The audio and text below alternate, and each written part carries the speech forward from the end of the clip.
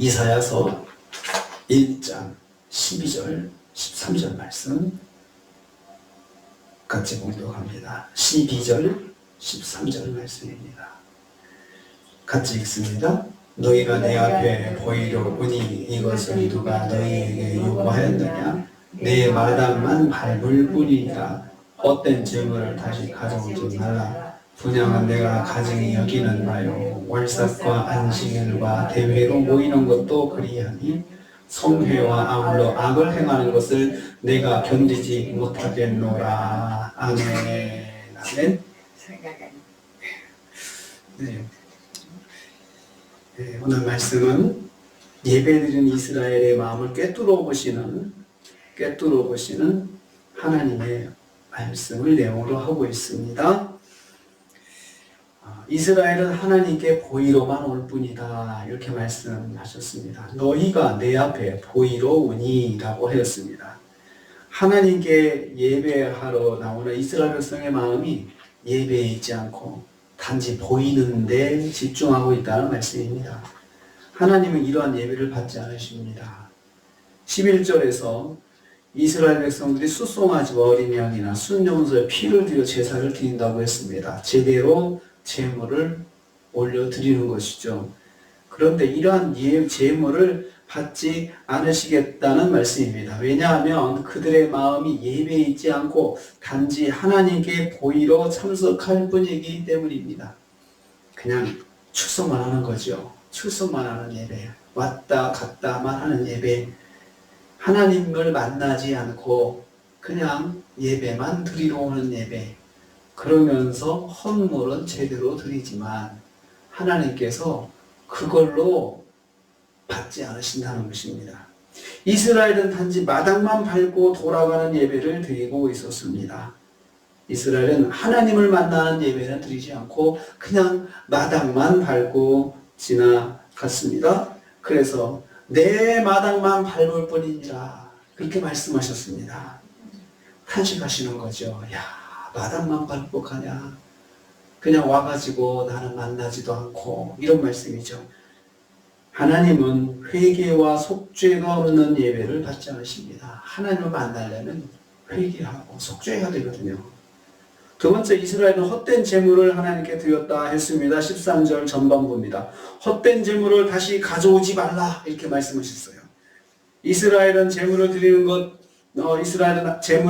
것을 하나님께 매우 큰 헌신이라고 생각한 것입니다. 우리가 이렇게 많이 하나님께 드리는데, 이렇게 생각한 거죠.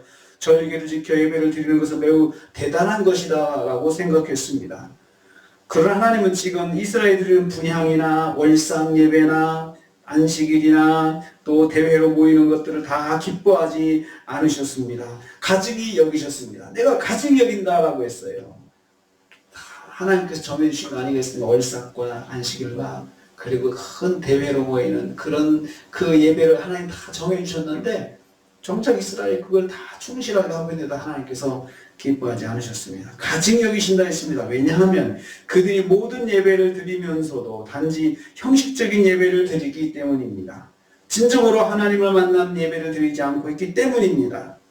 하나님의 마음에 합당한 예배가 아니기 때문입니다. 많은 예배를 드리는 것보다 중요한 것은 진정한 예배를 드리는 것입니다. 세 번째로 이스라엘은 악행과 예배를 겸하여 드렸다라고 했습니다. 13절 후반부입니다. 성회와 아울러 악을 행하는 것을 내가 견디지 못하겠다, 말씀하셨어요.